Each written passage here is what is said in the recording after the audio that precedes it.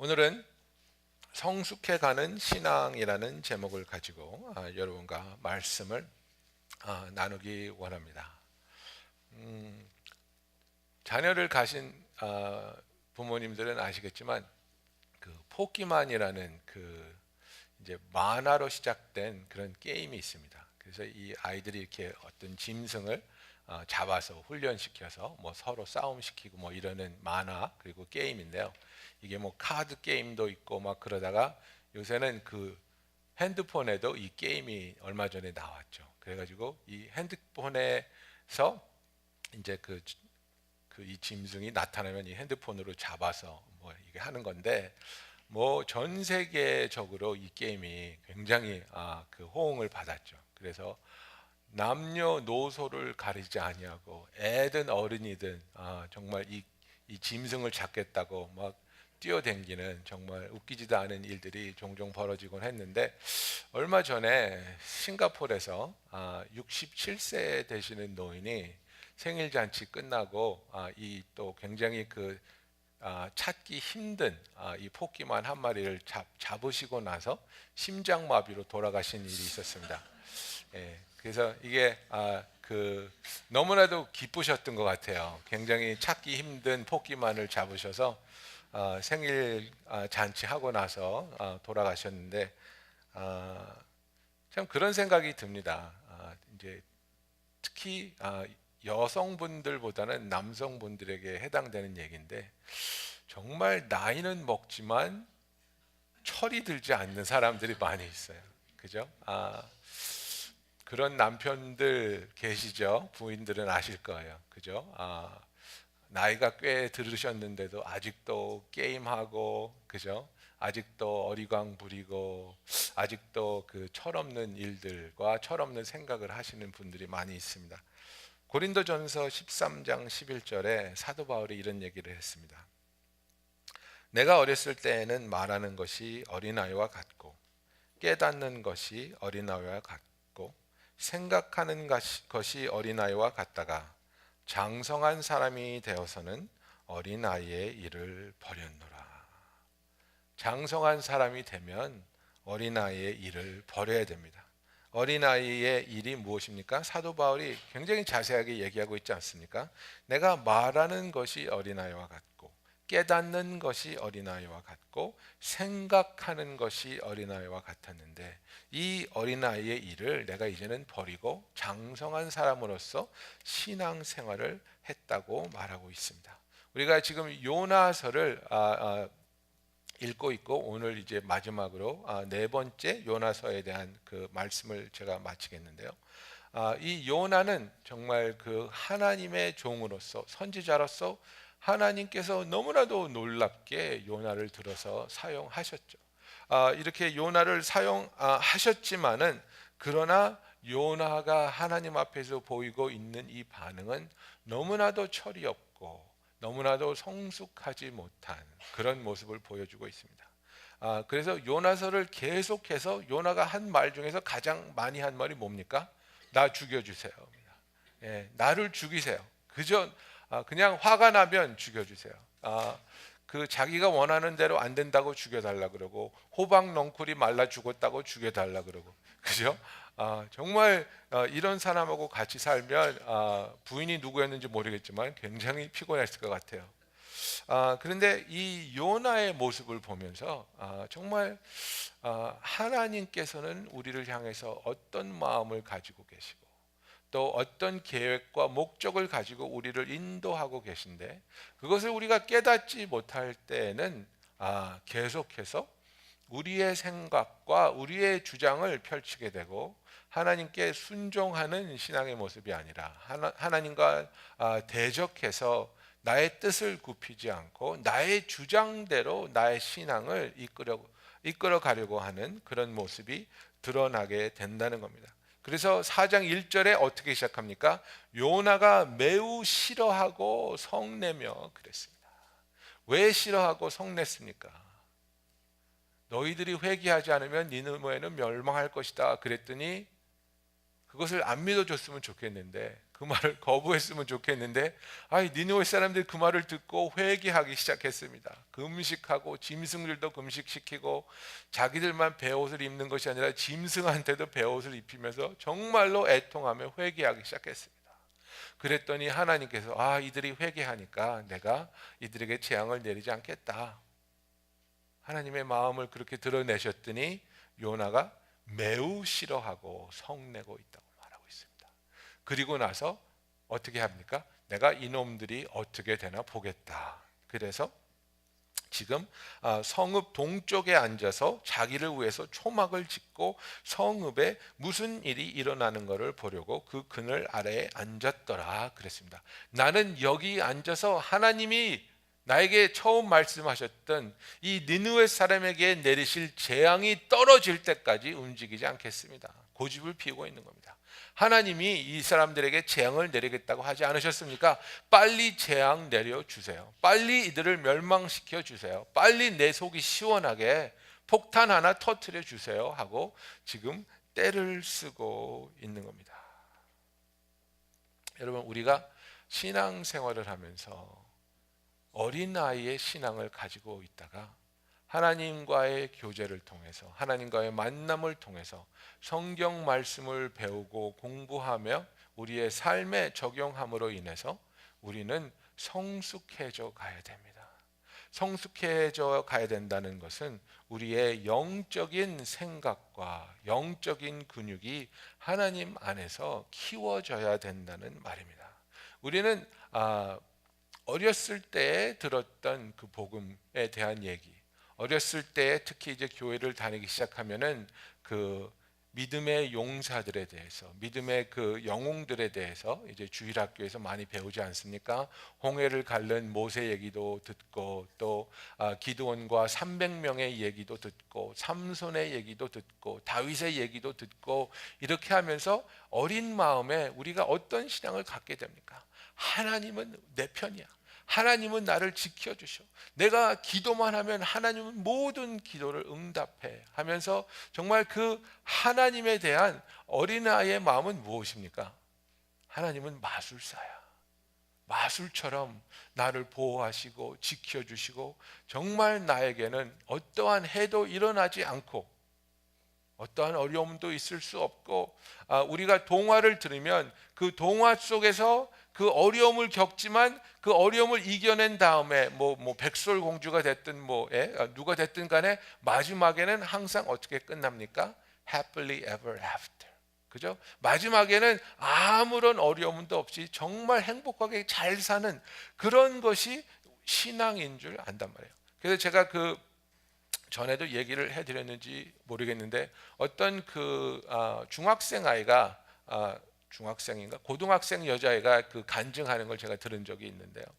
너무 귀여운 간증이에요. 예수를 믿은 지 얼마 안 됐는데 이제 프롬에 가려고 드레스를 사러 백화점에 갔는데 자기가 원하는 너무나도 예쁜 드레스가 있어서 그것을 살라고 딱 봤는데 자기가 가진 돈보다 이 드레스가 비싼 거예요.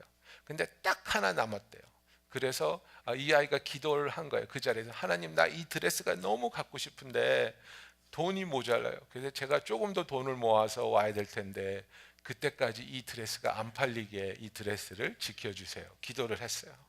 그리고 2주 동안 열심히 베이비시팅도 하고 돈을 모아서 이제 그 돈을 가지고 기쁜 마음으로 드레스를 사러 갔는데 이 드레스가 없는 거예요. 너무너무 실망해서 돌아설라 그러는데 클래런스 섹션에 그 드레스가 눈에 띄는 거예요. 그래서 클래런스 섹션에 딱 갔더니 자기가 사려고 했던 드레스가 70% off가 돼가지고 딱 매달려 있는 거예요. 그래서 너무나 기쁜 마음에 그 드레스를 가지고 이제 캐시 레지스터에 왔는데 클래런스 섹션에 가기 전에는 분명히 그 드레스에 예쁜 벨트가 걸려 있었는데 벨트가 없더래요. 그래서 점원한테 물어봤대요. 여기 원래 이거 벨트가 있던 드레스 아니에요? 그러니까 맞다고, 그게 원래 벨트가 있어야 되는데 누가 빼간 것 같다고, 정말 죄송하다고 그러면서 다른 벨트 예쁘고 3개를 더 줬대요. 예? 그래가지고 이제 그거를 간증하는 거예요. 하나님은 이렇게 좋으신 하나님이다. 예? 막 울면서 너무 감격했어요. 울면서 막 자기의 그렇게 원하는 드레스를 지켜주시고 70% 할인까지 해주시고 벨트까지 3개를 더해 주시는 이렇게 좋으신 하나님, 그죠? 하나님이 이렇게 역사하십니까? 하시죠. 우리 신앙이 어릴 때, 우리가 하나님을 알아갈 때, 기도를 가르치실 때 정말 이런 놀랍고 아름다운 일들을 우리에게 선물로 주시죠. 그러나 우리가 성숙하게 되면서 하나님은 어떻게 하십니까? 우리를 훈련시키기 시작합니다. 우리에게 어려운 일도 당하게 하시고 힘든 일도 겪게 하시고 우리가 눈물과 간절함으로 하나님께 부르짖게도 하십니다. 그런데 이 어린 아이 같은 신앙에서 성숙하지 못하면 우리에게 어려운 일이 닥치고 힘든 일이 닥칠 때 우리는 어떻게 됩니까? 하나님한테 삐지는 겁니다. 하나님한테 실망하는 겁니다. 하나님한테 분노하는 겁니다. 우리는 죄악이 가득 찬 이 세상에 살고 있습니다, 여러분. 제가 중고등부 전도사를 9년을 했습니다.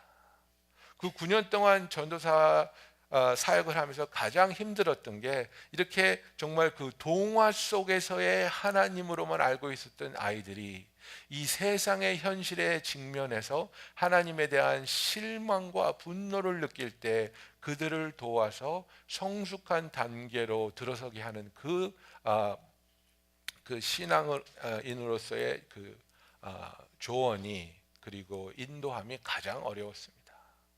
정말 아무것도 모르는 중학생 아이가 와서 웁니다. 전도사님, 나 하나님 안 믿을래요. 이거 다 거짓말이에요.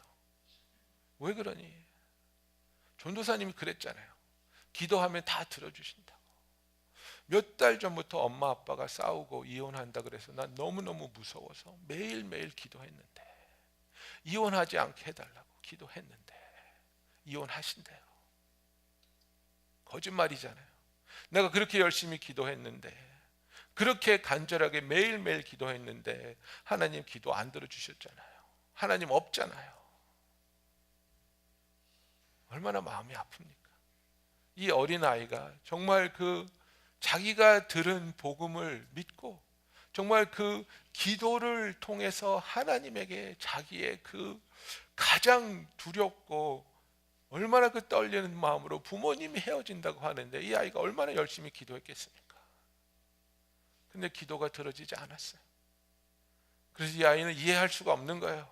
사랑의 하나님이라 그랬는데, 우리를 지켜주신다 그랬는데, 우리의 기도를 들어주신다 그랬는데 왜 나에게, 우리 가정에 이런 일이 일어납니까? 그죠? 그래서 그 아이에게 우리가 살고 있는 이 세상은 악한 세상이고 너도 나도 너의 부모님도 모두가 죄인이기 때문에 우리가 죄 속에서 회개하지 아니하고 하나님의 뜻대로 살지 않을 때 우리는 죄의 결과 속에서 우리가 상처받을 수 있다는 것을 이해시키고, 그러나 그 와중에서도 우리가 하나님의 함께 하심과 위로하심을 충분히 체험할 수 있고 느낄 수 있다는 것을 이해시키시고 그 과정을 함께 걸어가기로 노력할 때 그것이 저에게는 가장 힘들고 어려운 사역이었다는 얘기입니다. 여러분, 하나님께서는 우리를 아무런 일도 일어나지 않게 우리를 어떤 비닐하우스 속에 넣으시고 아무런 어려움도 아무런 위험도 느끼지 않게 그렇게 보호하는 하나님이 아니라는 겁니다. 하나님은 우리의 모든 문제를 그냥 마술처럼 다 해결해 주시고, 병 났을 때마다 기도하면 싹싹 낫고, 회사에서 잘릴 때마다 기도하면 더 좋은 직장이 생기고, 부부싸움 했을 때마다 기도하면 남편이 회개하고, 그죠? 그런 일들이 일어나면 얼마나 좋겠습니까? 항상. 그러나 그렇지 않지 않습니까? 기도할 때 병이 날 때도 있지만 병이 낫지 않을 때도 있습니다. 기도할 때 닫혔던 문이 열릴 때도 있지만 움직이지도 않을 때도 있습니다. 부부 관계가 힘들어서 눈물로 기도하는데 하루 이틀도 아니고 정말 변하지 않는 그 인간을 위해서, 그죠? 2년, 5년, 10년을 기도하는데 하나님은 침묵하시는 것 같은 때가 있지 않습니까? 그것이 우리가 살고 있는 현실이고, 하나님은 그런 그 세상에 사는 우리를 무조건 도와주시고 무조건 보호하시고 무조건 마술처럼 기적을 행하시는 하나님이 아니라, 하나님은 우리에게 그런 어려움을 이겨낼 수 있고 견뎌낼 수 있고 그것을 통해서 성숙하게 하시는, 우리로 하여금 훈련받은 자들로서 성숙한 신앙을 갖게 하려는 더욱더 큰 깊은 뜻을 갖고 계시다는 사실입니다. 우리의 신앙의 근육을, 영적인 근육을 키워주기 원한다는 사실입니다.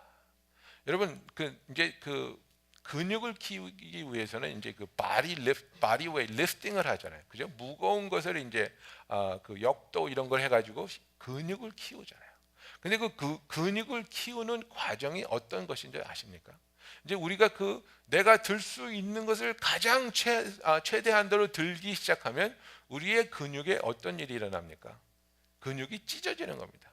마이크로 테어라 그래가지고 우리의 근육이 자잘하게 찢어지는 겁니다. 그래서 우리가 리프팅을 하고 나면 이게 아픈 게 이게 찢어져서 그래요. 이게 찢어지잖아요. 이 마이크로 테어리 생긴 다음에 그 다음에 우리가 이제 그 단백질을 먹으면 이게 이제 치유가 되는데, 치유되면서 그냥 치유가 되는 게 아니라 뭐가 생겨요? 스칼 티슈가 생기는 거예요. 그죠? 그래서 이 스칼 티슈가 이제 한국말로 뭔지 몰라서 제가 찾아봤더니 반흔 조직이래요. 무슨 말인지 모르겠지만 어쨌든 이 스칼 티슈가 생기면 조금 부풀어지잖아요. 그죠? 흉터가 생기는 거예요. 그러면 그 흉터가 생김으로써 우리 근육이 커지는 거예요. 그래서 이 근육이 많은 사람들 있잖아요. 상처 투성이 사람이에요. 예. 저는 상처가 없어요. 예.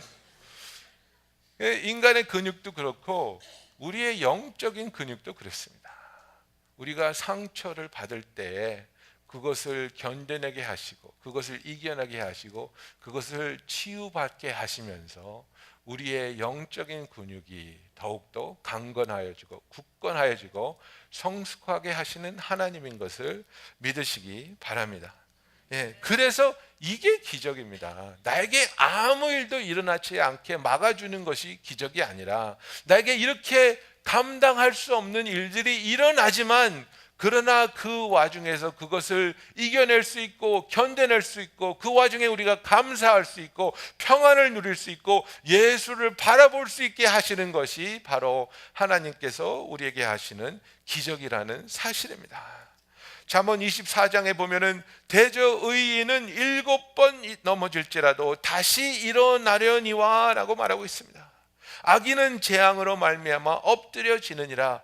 악인은 어려운 일이 생기고 의인에게는 어려운 일이 생기지 않는다? 그렇지 않습니다. 악인에게도 의인에게도 어려운 일은 생긴다고 말하고 있습니다. 악인에게도 의인에게도 비는 내린다고 성경은 말하고 있습니다. 그러나 차이점은 무엇이냐면 우리는 넘어져도 다시 일어날 수 있는 믿음을, 그 신앙을 하나님께서 우리에게 선물로 주신다는 사실입니다. 그래서 어렵지만, 그래서 아프지만, 그래서 두렵지만 계속해서 믿고 계속해서 의지하고 계속해서 하나님을 바라볼 수 있게 하는 것이 성숙한 신앙이고 이것이 하나님께서 우리에게 주시는 선물입니다.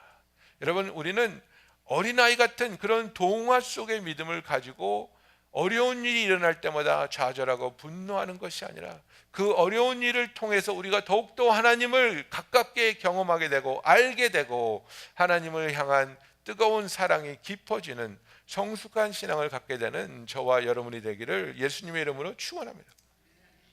그래서 우리가 요나서에서 볼 수 있는 것은 지금 하나님이 요나에게 성숙함을 요구하고 있는 겁니다. 네가 언제까지 나에게 이렇게 때를 쓰고 어리광을 부리겠느냐. 너의 잘못하는 것을 돌아보지 않고 지금 너는 네가 제일 잘났다고 생각하는데, 네가 제일 의롭다고 생각하는데 네가 얼마나 악한지를 깨달아야 된다는 겁니다.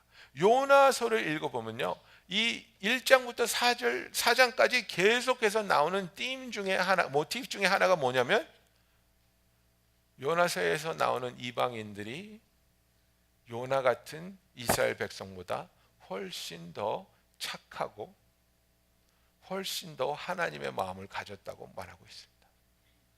요나가 발견됐던 뱃속에 있던 그 배 위에 있던 선원들이 얼마나 의로웠습니까? 요나 때문에 자기들이 가졌던 모든 짐을 버렸어야 됩니다. 요나 때문에 배가 파손하기 직전까지 갔습니다.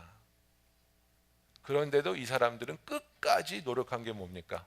요나를 살려보겠다고.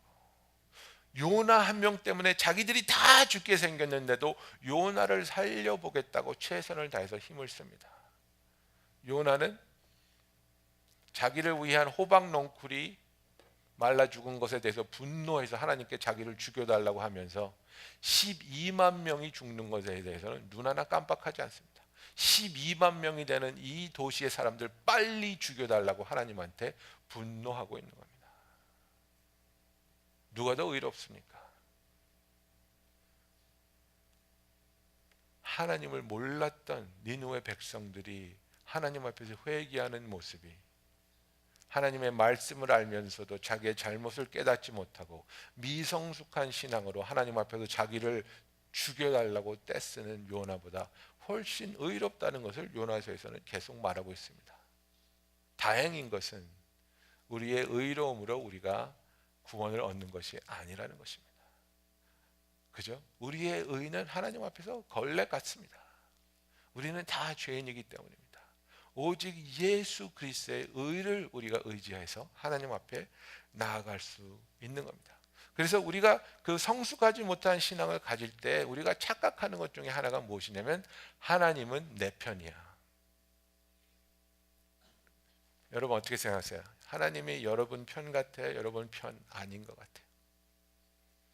그죠? 이런 질문을 하면 분명히 아닌 것 같으니까 저 질문을 할 텐데, 그죠? 하나님은 우리 편 아니에요. 하나님은 하나님 편이에요. 그걸 아셔야 돼요. 우리는 하나님 편에 설 수 있어요. 그게 하나님께서 우리에게 주시는 선택이에요.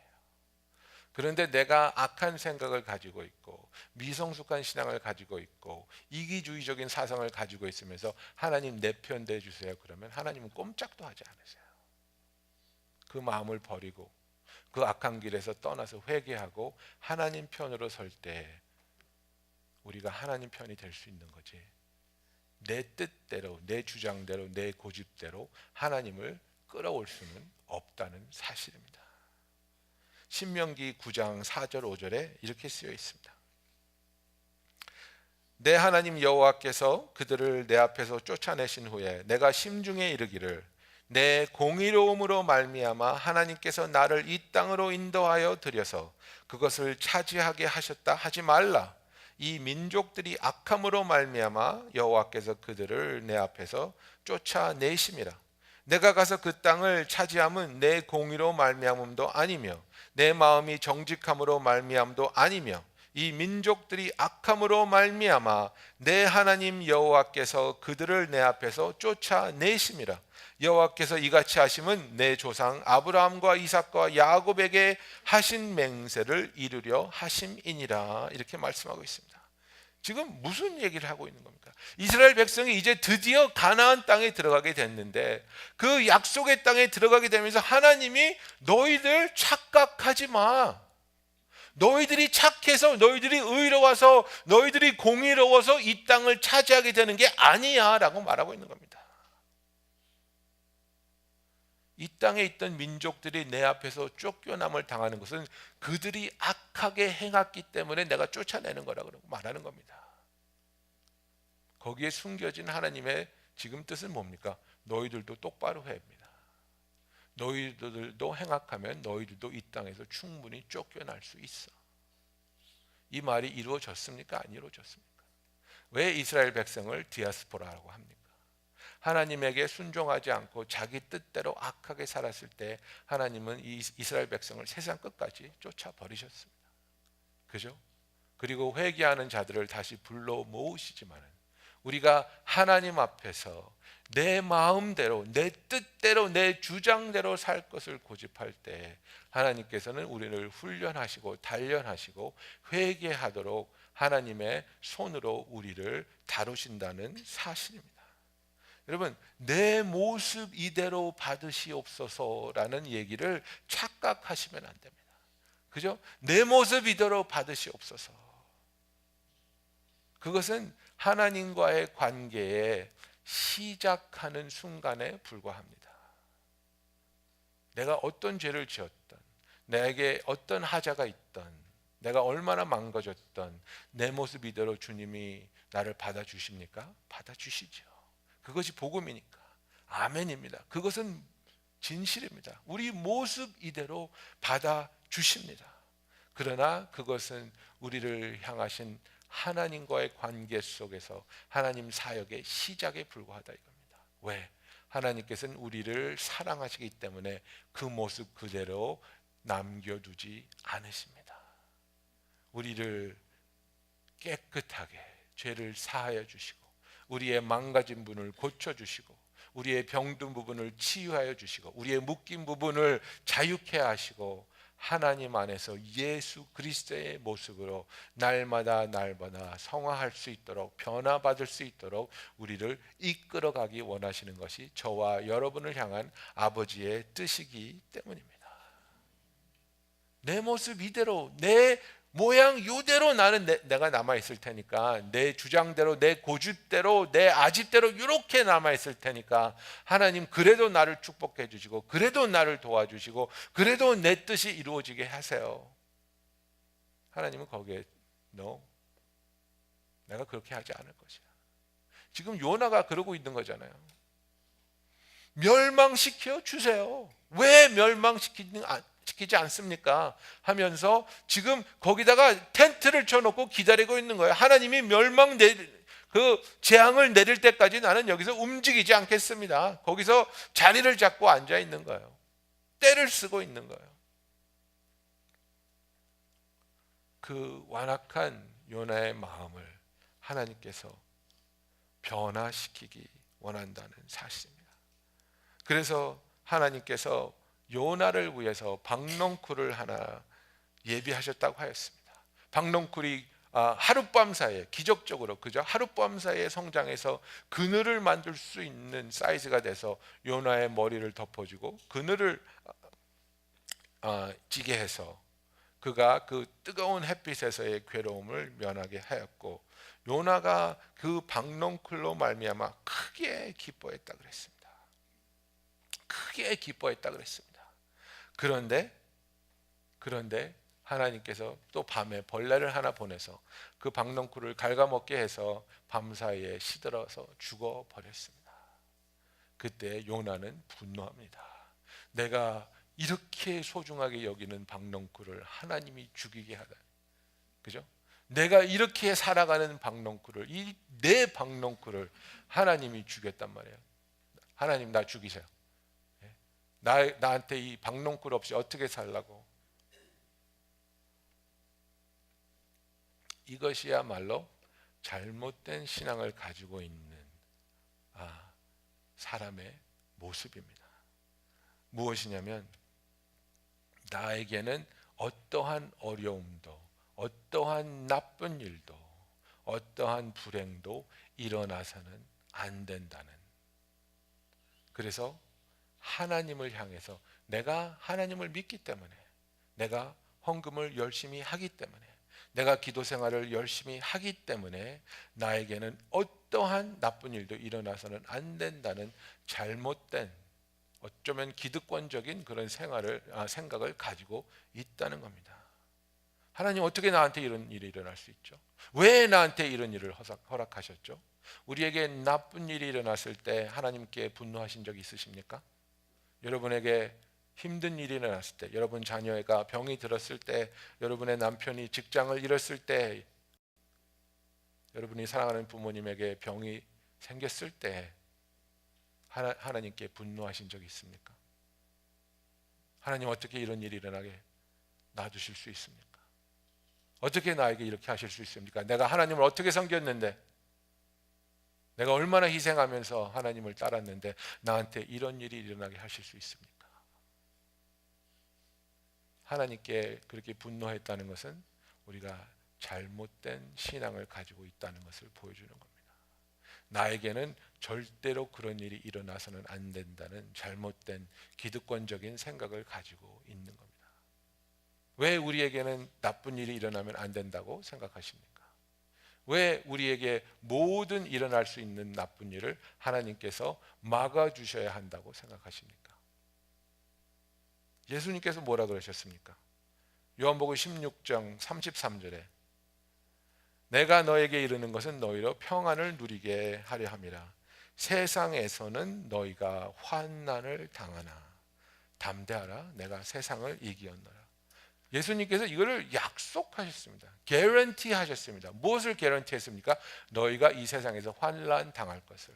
In this world you will see tribulation. 예수님 이렇게 말씀하셨습니다. 이 세상에서 너희는 환난을 당할 거야. 어려울 거야. 아플 거야. 힘들 거야. 이게 예수님이 우리에게 주신 약속입니다. 그러나 담대해.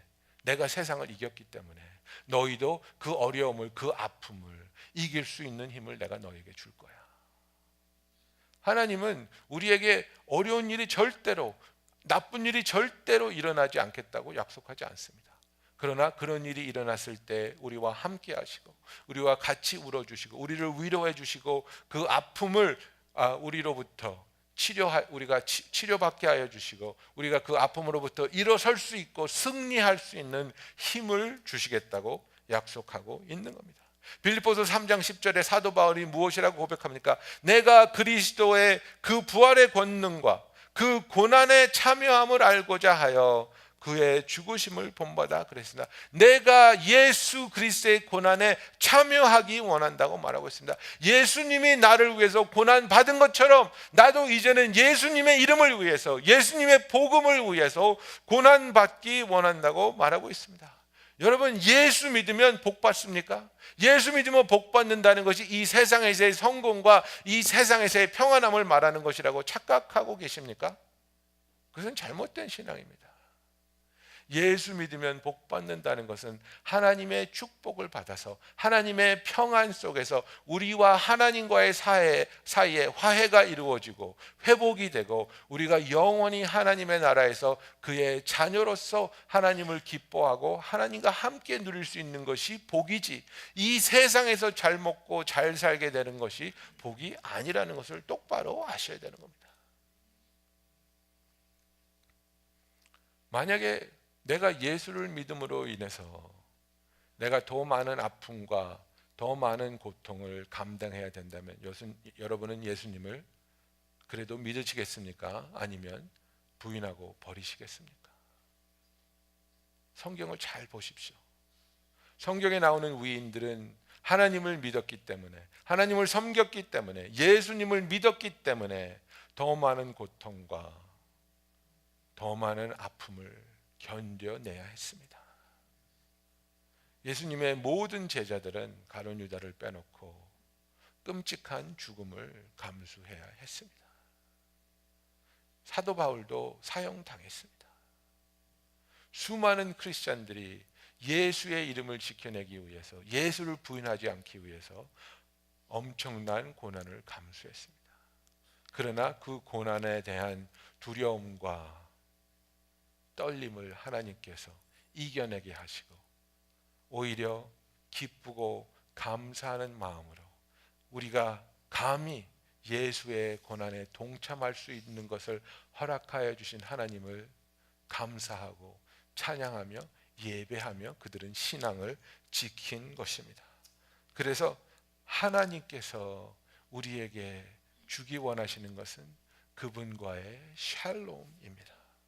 예수님께서 우리에게 풍성한 삶을 주시겠다고 약속하셨죠. 이 풍성한 삶이야말로 하나님과 우리 사이의 샬롬입니다. 우리는 성경을 너무나 내가 원하는 대로 막 해석할 때가 있습니다. 풍성한 삶? 그러면 돈이 풍성하고 기쁨이 풍성하고 베케이션이 풍성하고 집에 방이 이게 아니라는 겁니다. 풍성한 삶이라는 것은 내가 어떤 일을 당하든지 간에 하나님의 함께 하심과 하나님의 위로와 하나님의 임재와 하나님의 도우심이 풍성하여서 내가 두려워하지 않고 내가 혼자 외로워하지 않고 내가 어떤 어려움도 하나님 아버지와 함께 나아갈 수 있는 그분의 풍성하신 위로와 능력이 함께하는 것을 누릴 수 있는 저와 여러분이 되기를 예수님의 이름으로 축원합니다. 잘못된 신앙을 가진 사람의 생각은 누가복음 18장 11절 12절에 나오는 이 사람의 고백과 같습니다. 이 바리새인이 이렇게 기도합니다. 종교적으로 자기는 우월하다고 느꼈습니다. 종교적으로 자기는 거룩하다고 의롭다고 느꼈습니다. 11절에 보니까 바리새인은 서서 따로 기도하며 이르되 하나님이여 나는 다른 사람들 곧 토색, 불의, 간음하는 자들과 같지 아니하고 이 세리와 같지 아니함을 감사하나이다. 다른 사람보다 더 거룩한 삶을 살고 있다 이거예요. 나는 일회에 2번씩 금식하고 또 소득의 11조를 드리나이다. 그죠? 일주일에 2번이나 금식하고 소득의 11조를 드린다는 것은 버는 돈에만의 11조가 아니라 자기에게 들어오는 모든 것에 대한 바리새인들의 11조는 정말 지독하고 유명하죠. 그들은 후추를 얻어도 11조를 드렸고 식물을 얻어도 11조를 드렸고 과자를 얻어도 11조를 떼어 드렸습니다. 그 정도로 철저하고 지독하게 11조를 드린 이 바리새인이 지금 하는 얘기가 뭡니까? 나는 이렇게 거룩하니까, 이렇게 11조를 드리니까, 이렇게 기도하니까 나에게는 어떠한 나쁜 일도 일어나면 안 됩니다. God, you owe me. You owe me to protect me. 그죠? 나를 보호해 주셔야 됩니다. 그건 하나님의 의무입니다. 이렇게 생각하는 겁니다. 하나님의 의무는 우리를 보호하고 우리에게 어떤 나쁜 일도 일어나지 않게 하는 것이 아니라 아버지의 사랑으로 우리가 그 험한 세상을 이겨내고 승리하게 하는 것이 아버지의 기쁜 뜻이요 은혜입니다. 그래서 우리가 주 안에서 하나님의 그 승리를 누리는 참된 백성이 되기를 예수님의 이름으로 축복합니다. 자, 보십시오. 이제 그 하나님께서 우리에게 정말 그 어떠한 마음으로 우리가 성숙하게 되고 하나님의 그 형상대로 변화되기를 원하는지, 여러분 욥의 얘기를 잘 아시죠? 욥이 얼마나 그 하나님 앞에서 고난을 당하고 고통을 당하고 자식들이 다 죽고 부인이 뭐라 그랬습니까? 하나님 저주하고 죽어버려. 그죠? 그렇게까지 말했는데 욥이 그때 뭐라고 대답합니까? 그죠? 욥기 2장 9절에 보면 그의 아내가 그에게 이르되 당신이 그래도 자기의 온전함을 굳게 지키느냐? 하나님을 욕하고 죽으라. 그가 이르되 그대의 말이 한 어리석은 여자의 말 같도다. 우리가 하나님께 복을 받았은즉 화도 받지 아니하겠느냐 하고 이 모든 일에 욥이 입술로 범죄하지 아니하니라. 그죠? 그래서 와, 욥 너무 멋있어. 그죠? 신앙이 너무 성숙해. 근데 그게 욥기 2장까지입니다. 욥기 3장부터 37장까지 보면 뭐 하나님에 대해서 뭐 엄청나게 쏟아냅니다.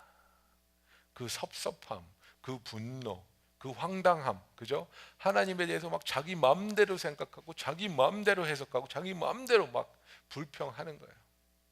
하나님 잠잠하시죠. 37장까지 잠잠하시죠. 그리고 38장에 꽝 하고 나타나십니다. 꽝 하고 나타나서 하나님이 욥에게 하는 말씀을 한번 들어보십시오. 38장 1절부터 3절에 하나님이 이렇게 말씀하십니다. 그때 여호와께서 폭풍우 가운데서 욥에게 말씀하여 이르시되 무지한 말로 생각을 어둡게 하는 자가 누구냐? 너는 대장부처럼 허리를 묶고 내가 내게 묻는 것을 대답할지라. 지금 하나님이 욥에게 뭐라고 하시는 건지 아십니까? 싸우자 이겁니다. 남자처럼 허리 묶고 덤벼 이겁니다. 네가 나하고 싸워서 이길 수 있을 것 같아? 이겁니다. 네가 뭘 아는데? 그죠? 욥기 38장부터 하나님이 욥에게 하신 말씀 여러분 읽어보시잖아요. 네? 네가 뭘 알아? 내가 천지 창조할 때 네가 있었어? 네가 봤어? 네가 나한테 조언했어? 너무나 놀라운 거예요. 우리가 욥기를 읽으면서 하나님이 미안해. 내가 사탄하고 내기하다가 너를 이렇게 힘들게 했네. 미안해. 그렇게 할 줄 알았는데 아니잖아요. 38장에 꽝 하고 나타나가지고 네가 뭘 아는데? 너에게 불평할 권리가 있다고 생각해? 너의 삶이 어렵다고 힘들다고 나에게 분노하고 반항할 권리가 있을 거라고 생각해? 아니, 너는 지금 숨 쉴 수 있다는 것 자체가 나에게 축복이고 감사해야 될 이유라 이겁니다. 우리는 일이 잘 풀릴 때만 하나님께 감사하는데, 내 뜻대로 일이 열릴 때만 감사하는데, 그것은 굉장히 미성숙하고 잘못된 신앙이라는 사실입니다. 우리는 언제부터 어느 때부터 나에게 항상 행복해야 되는 권리가 있다고 착각하고 있습니다.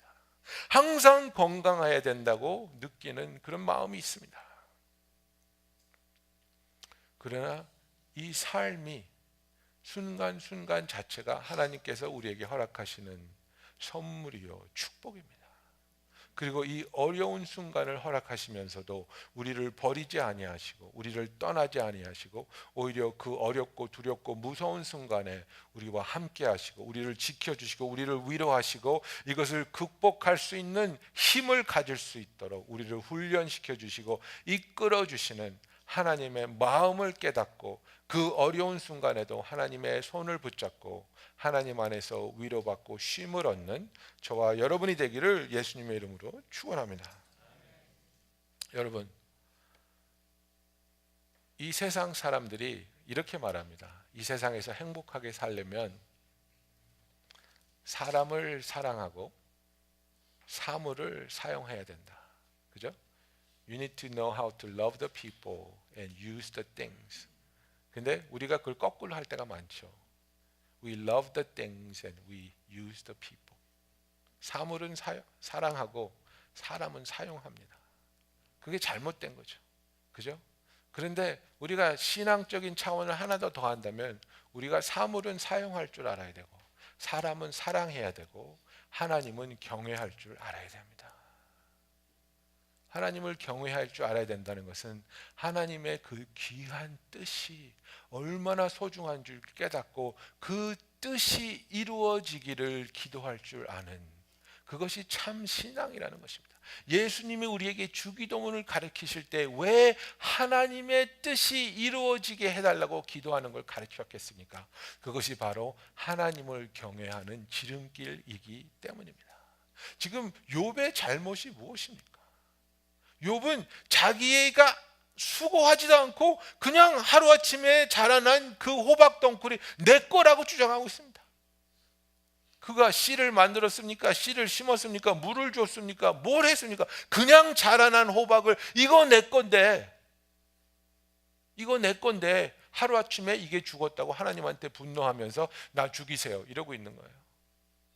그러면서 12만 명이나 되는 어디가 오른쪽이고 어디가 왼쪽인지도 모르는 하나님의 말씀을 들어본 적이 없어서 무엇이 죄고 무엇이 선한 것인지 알지도 못하는 백성이 하나님으로부터 멸망받을 수 있다는 그 사실을 욥은 마음 아파하고 측은하게 여긴 게 아니라 빨리 죽이세요. 빨리 없애세요. 빨리 재앙을 내려버리세요.